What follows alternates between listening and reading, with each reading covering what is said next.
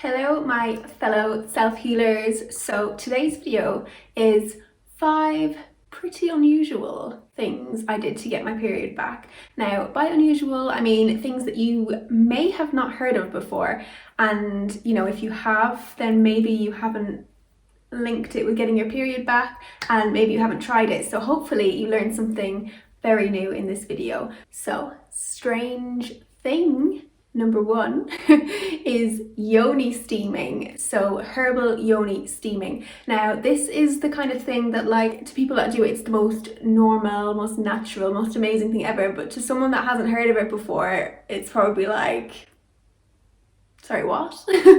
That's pretty how I felt when I first heard of it, to be honest. I had briefly heard of like tribal women and stuff doing it, but basically it's this practice that has been done by so many women over thousands of years. So it's a really ancient, tried and tested practice, and so many women still today absolutely love it, including myself. So my friend actually kind of reminded me of this because it was something I completely forgotten about. But basically the gist is you get some herbs. Now by herbs I mean things that are specifically good for yoni steaming. So I use things like rose, raspberry leaf, rosemary's good.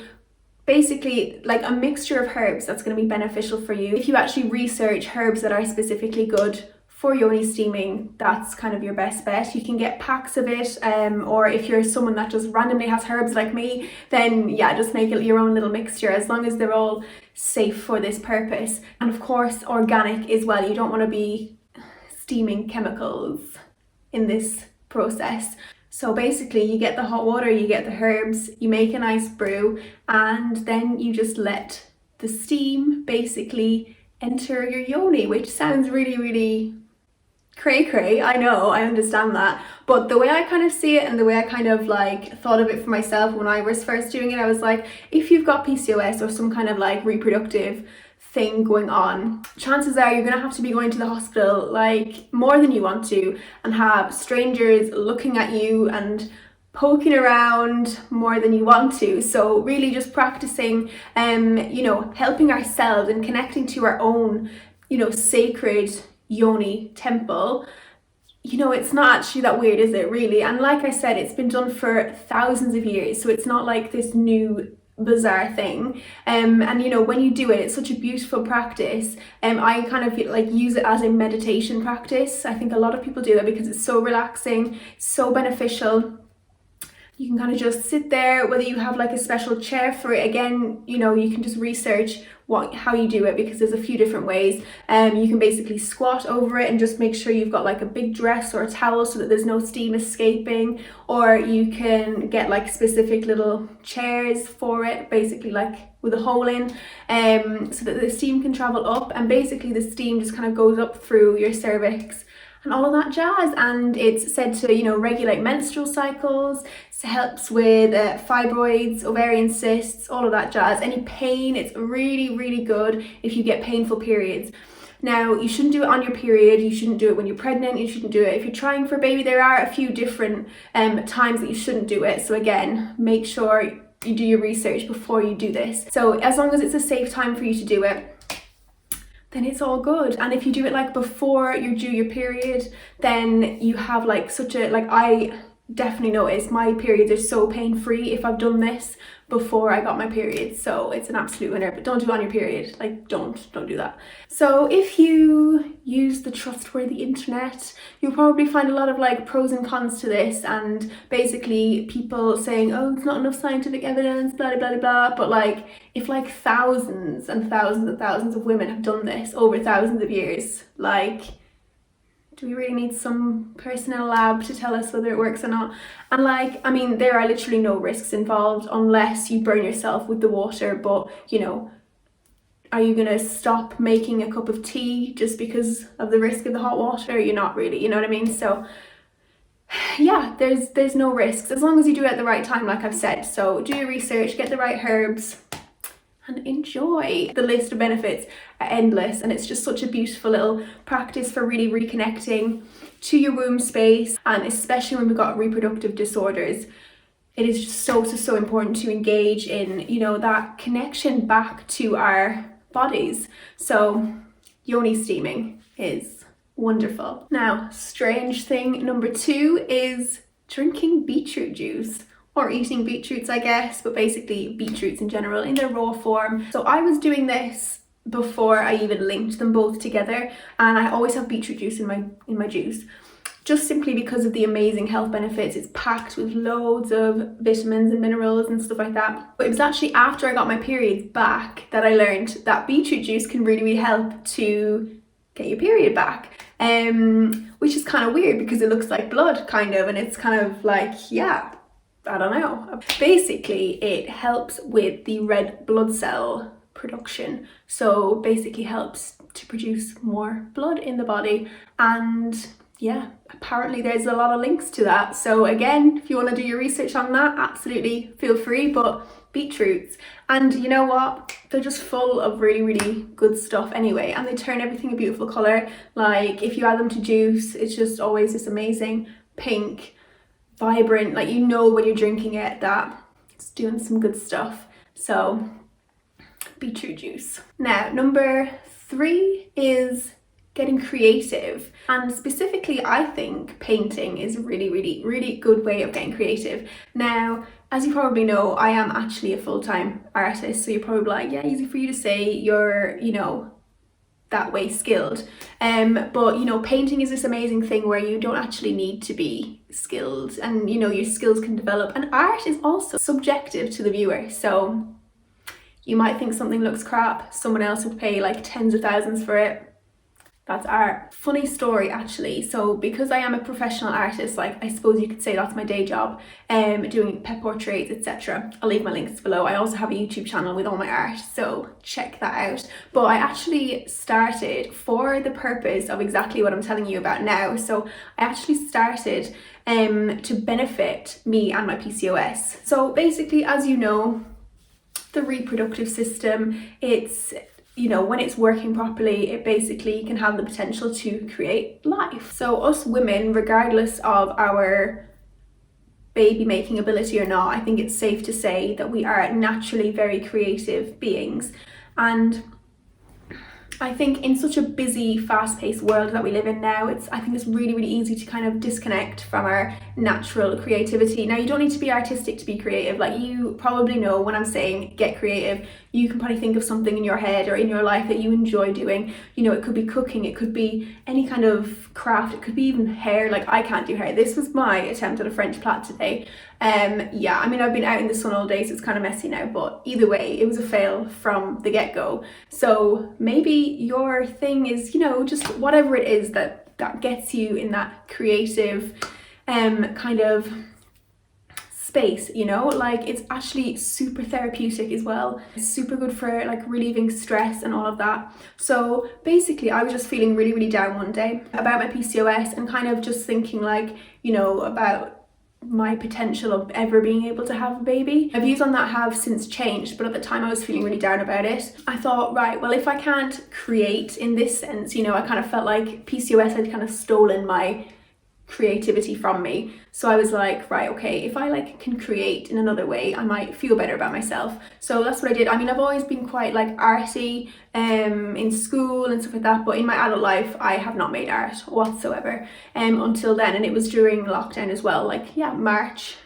2020 was when I started my art, and it was simply just to make me feel better. I drew a picture of my dog because she's my baby, so mixed them both together. I was like, I'm a mother already to my dog, and also I am a creative woman, so regardless of what's going on in here, it's all good, you know. I am complete. PCOS, you ain't gonna win, honey. So basically, yeah, that's what I did. I started creating again. Lo and behold, it turned into a business. But regardless of that practice of just being creative, it is just something that I think you all need to do.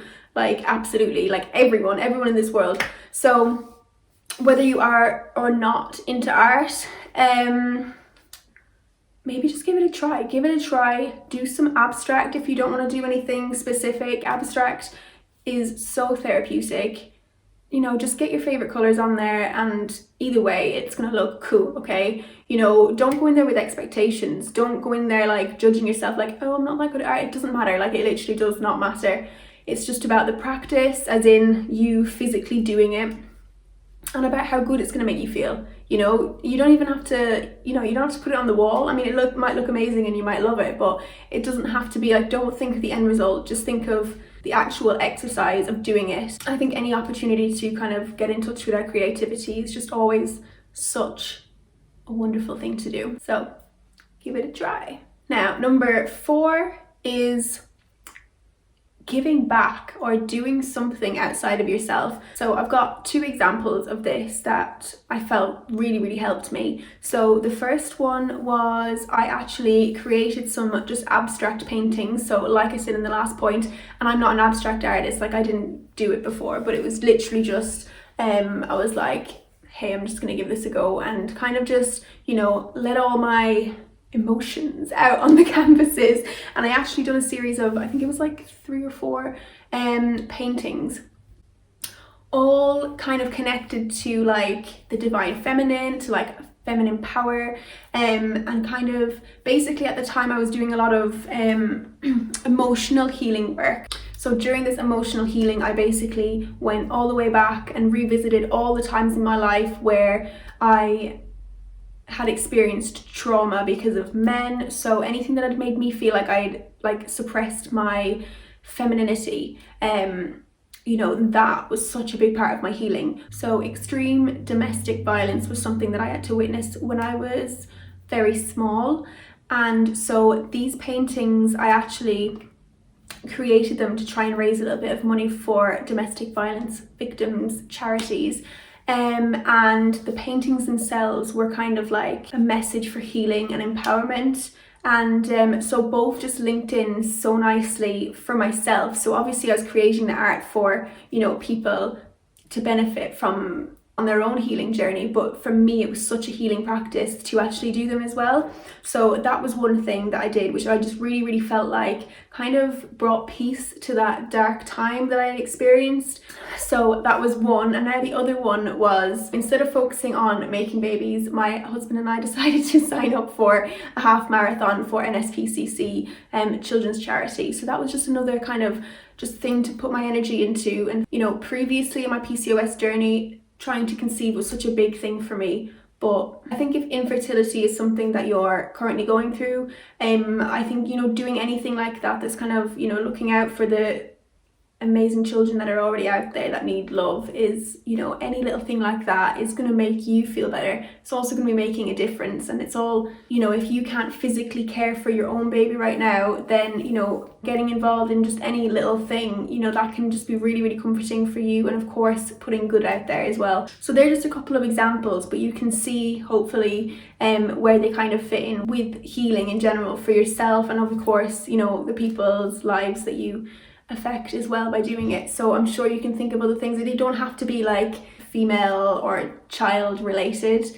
It can be absolutely anything. Any cause that's close to your heart is going to be you putting yourself into something that you care about is always going to be such a beautiful thing to do and just so healing as well. So last but not least, number 5 is going outside, taking your shoes off and just being barefoot on the ground in Mother Nature, connecting to the ground, connecting to the earth. Now this might sound a little bit cray, but that's okay. I don't really mind. Earth is of course where we live. I'm sure you already know that, but earth is also, she is alive. The ground is alive, the plants, it's all interconnected. We would not be able to survive and thrive and do anything without her being alive right now. Our lives depend on her fertility, her being able to grow our food and, grow our trees, which clean our air. It's just all so connected. Like, we are so connected to the earth. It's unreal. But again, so many people are disconnected these days. And, we care more about, just less important things than our amazing, beautiful connection that we actually have to Mother Earth. So this is something that I honestly just feel is so simple, but it is so powerful. Using it as kind of like almost like a meditative practice, you know, and whatever it is, you can be sunbathing, you can just be going out. Like I love to go and pick my spearmint, which grows in the garden, which you'll know about from my other video, because spearmint is so good for PCOS and balancing hormones. And when I go and pick it, you know, I really kind of just try and even just close my eyes for a minute, put my hands on the ground, make sure I'm barefoot, and just really kind of, you know, you don't have to say it out loud, you can if you want, of course, but just in your head, you know, just being thankful to her and just connecting to that amazing, beautiful power that is Mother Earth, you know. And of course, she provides so much for us, so just being grateful and, you know, making that connection is honestly such a beautiful thing. It's all a big cycle, you know, we are a cycle, she's a cycle, we're all just connected. So all about that intention, you know, intentionally going out and, you know, just making physical contact with the ground and just saying thank you, and even just asking her, you know, asking her to balance out your hormones, asking her to regulate your menstrual cycle, you know, asking her to lend some of her amazing, beautiful fertility to you so that you can get in good, proper working order. So if you made it to the end, you obviously didn't think it was too strange, so that's really good. And honestly, I would really recommend trying all of these things if you're trying to get your period back. They have definitely helped me. So if you have had any experience with any of these things yourself, then I would love to hear. So please pop it in the comments below, your experience with them and if they've helped you. And if you liked this video, then please give a thumbs up and don't forget to subscribe for more videos like this. And I will see you in the next one. Mwah!